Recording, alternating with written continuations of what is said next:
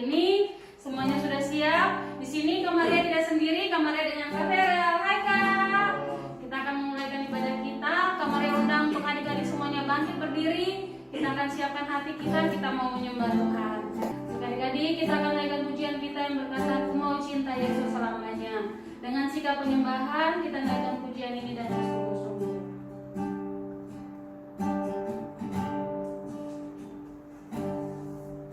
Ku mau cinta Yesus selamanya. Ku mau cinta Yesus selamanya. Meskipun badai silih berganti dalam hidupku, ku tetap cinta Yesus selamanya. Ku mau cinta Yesus selamanya. Ku mau cinta Yesus selamanya.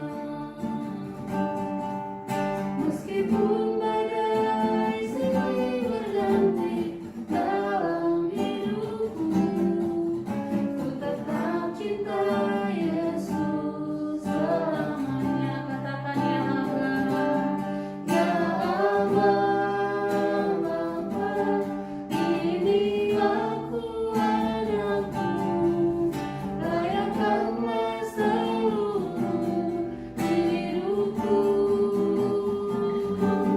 Ya Allah, Bapa, ini aku anakmu, pakailah sesuai dengan rencanamu. Ya Allah, ya Allah, Bapa, ini aku anakmu, layakkanlah seluruh hidupku. Ya Allah, Bapa, ini aku anakmu, pakailah sesuai dengan rencanamu. Pakailah sesuai dengan rencanamu. Pakailah sesuai dengan rencanamu. Semuanya lipat tangan, tutup mata, kita akan bersatu dalam doa. Tuhan Yesus yang baik, kami mengucap syukur pada saat sore hari ini. Kami akan lebih lagi memuji, memuliakan nama-Mu Tuhan. Biarlah Tuhan memberikan kami sukacita yang daripadamu untuk mengikuti ibadah kami pada saat sore hari ini. Di dalam nama Tuhan Yesus Kristus, kami sudah berdoa dan mengucap syukur. Haleluya, puji Tuhan. Amin. Nah adik-adik, semuanya masih semangat untuk memuji Tuhan? Pasti masih semangat semuanya. Kita akan menyanyi pakai gerakan, jadi adik-adik masih tetap dalam keadaan berdiri semuanya. Kita akan nyanyi pujian kita yang berkata, Jalan serta Yesus. Semuanya ikut gerakan kakak-kakak di sini ya.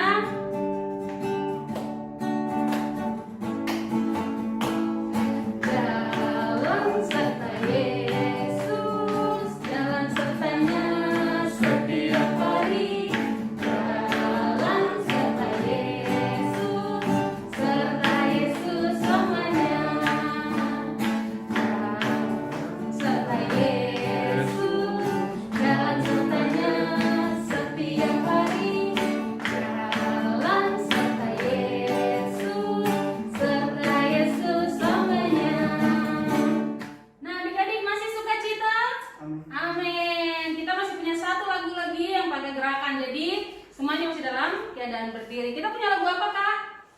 Kasih Yesus. Kasih Yesus.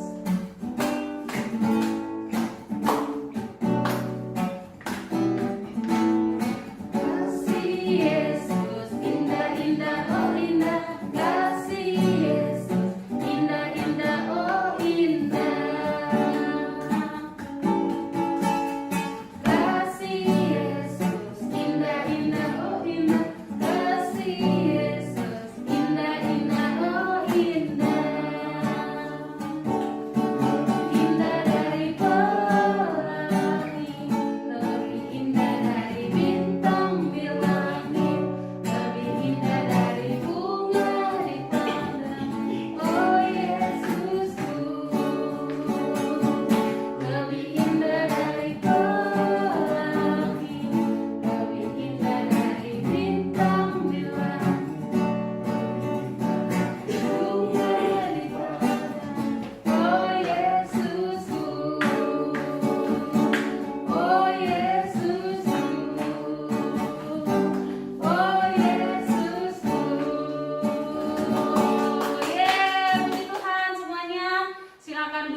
kita akan siapkan hati kita untuk sebentar kita akan mendengarkan cerita tentang kebenaran firman Tuhan. Baik adik-adik, semuanya dalam keadaan duduk, lipat tangan, tutup mata. Kita akan naikkan penyembahan kita akan mendengarkan kebenaran firman Tuhan. Kita angkat pujian kita yang berkata, firman-Mu pelita bagi kakiku. Firman-Mu pelita bagi kakiku, terang bagi jalanku. Firman-Mu pelita bagi kakiku, terang bagi jalanku. Waktu ku bimbang dan hilang jalanku, tetaplah Kau di sisiku, dan takkan ku takut asal Kau di dekatku, besertaku selamanya.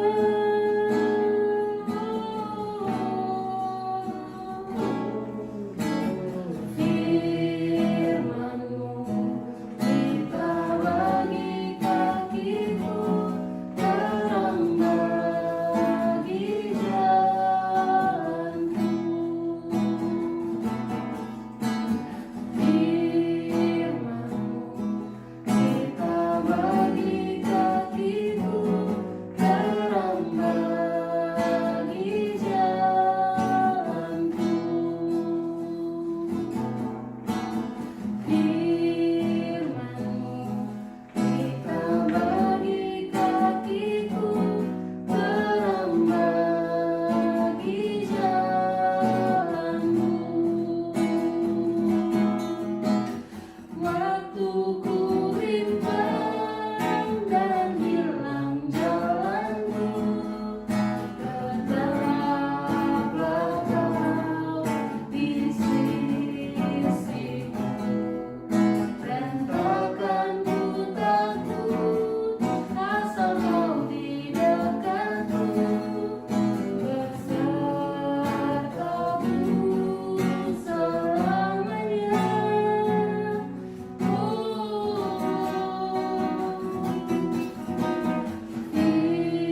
Firman-Mu pelita bagi kakiku, terang bagi jalanku.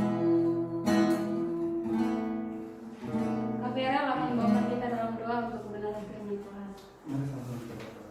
Tuhan Yesus, terima kasih Tuhan Yesus pada sore hari ini Tuhan Yesus. Kami telah memuji, menyembah Kau Tuhan Yesus. Tiba saatnya kami akan mendengarkan firman-Mu Tuhan Yesus. Kiranya Kau berkati hamba-Mu yang akan membawakan firman-Mu. Hanya di dalam nama Tuhan Yesus Kristus. Haleluya. Amin. Halo adik-adik semua, kakak mau tanya nih, kalian tahu nggak kalau Tuhan Yesus itu dulunya adalah seorang tukang kayu. Dia dapat membuat pintu dan bangku dan barang-barang lain dari kayu. Tapi semenjak dia bertemu dengan Yohanes Pembaptis di tepi sungai Yordan, dia sudah tidak bekerja lagi sebagai tukang kayu. Begitu juga dengan Petrus dan para murid lainnya dulu bekerja sebagai penangkap ikan. Tapi setelah Yesus memanggil mereka dan mengikuti dia, mereka tidak lagi pergi untuk menangkap ikan. Dan juga salah seorang murid Yesus, yaitu Matius, dulu itu pekerjaannya pemungut pajak. Tapi semenjak Yesus memanggilnya, dia juga meninggalkan pekerjaannya dan tidak lagi memungut pajak. Nah, mereka ini bersama-sama mengikuti Yesus, pergi ke desa-desa, ke kota-kota untuk menyampaikan banyak hal luar biasa tentang Tuhan Bapa di surga. Itu sebabnya Yesus dan muridnya udah gak bisa bekerja lagi seperti sebelumnya. Mereka sangat sibuk untuk menolong banyak orang, memberitakan kabar baik, sampai kadang mereka gak punya waktu untuk makan. Dan mereka juga gak dapetin uang loh untuk pekerjaan ini. mereka bisa hidup.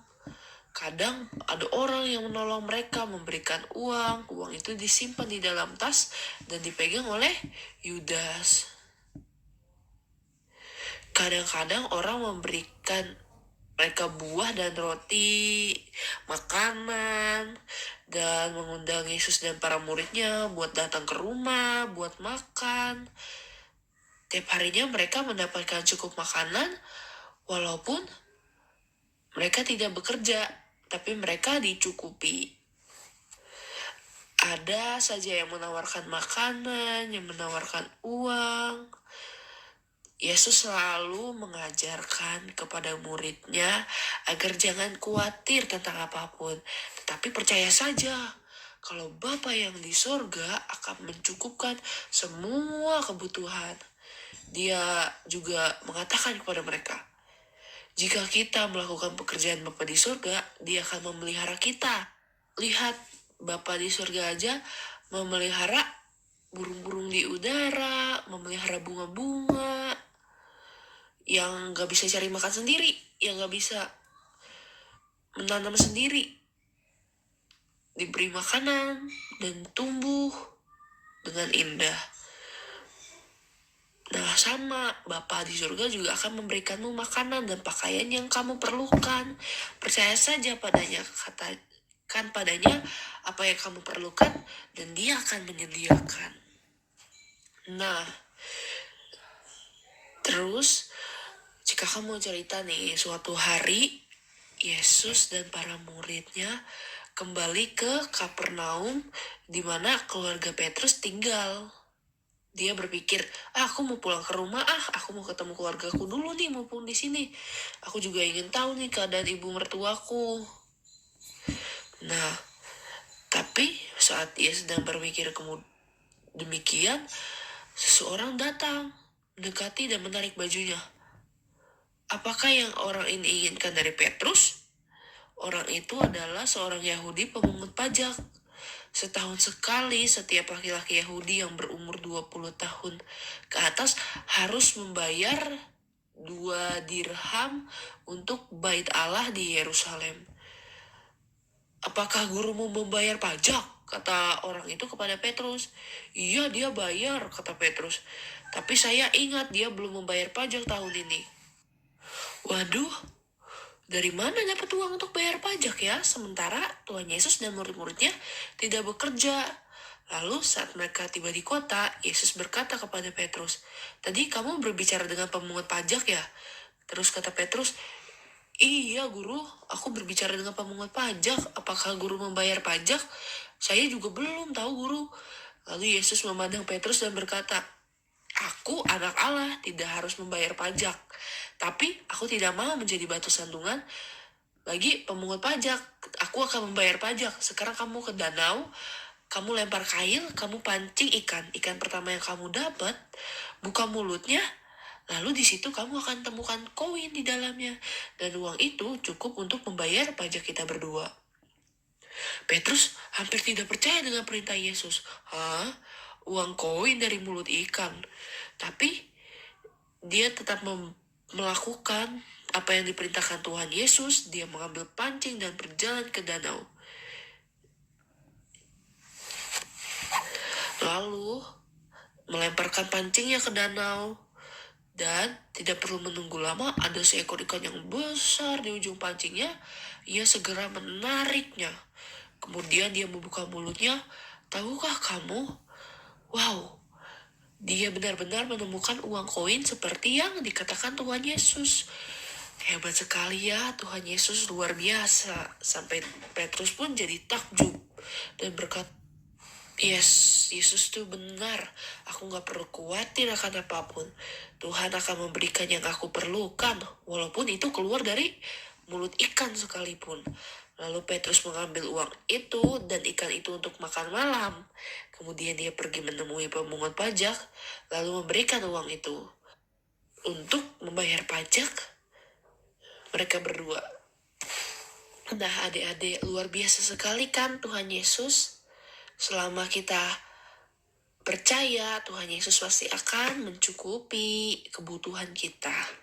Kita tidak akan merasa kekurangan, asalkan kita mau percaya dan selalu bersyukur atas apa yang Tuhan berikan kepada kita. Nah, kalau pada hari ini kita masih bisa tinggal di rumah, tidur di kasur, makan nasi yang cukup, kita tidak kelaparan. Bahkan kita juga masih dikasih uang jajan sama orang tua kadang-kadang. Kita harus bersyukur karena itu Tuhan Yesus yang mencukupkan kebutuhan kita. Tuhan Yesus yang selalu ada untuk menolong dan kita tidak perlu khawatir tentang apapun juga. Nah, sekarang ayo kita baca ayat hafalan kita di Mazmur 145 ayat yang ke-16.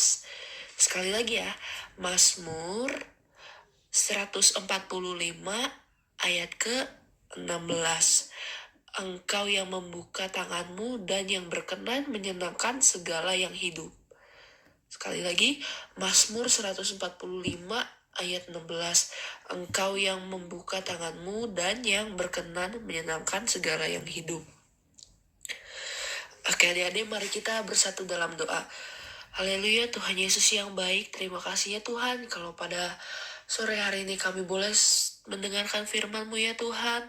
Tuhan, ajar kami untuk selalu bersyukur Tuhan dengan apa yang Kau berikan ya Tuhan. Terima kasih ya Tuhan karena Engkau selalu mencukupkan kebutuhan kami. Engkau selalu ada untuk kami, Engkau selalu ada untuk menolong kami ya Tuhan. Terima kasih ya Tuhan. Hanya di dalam nama-Mu kami berdoa dan mengucap syukur dalam nama Tuhan Yesus. Haleluya. Amin.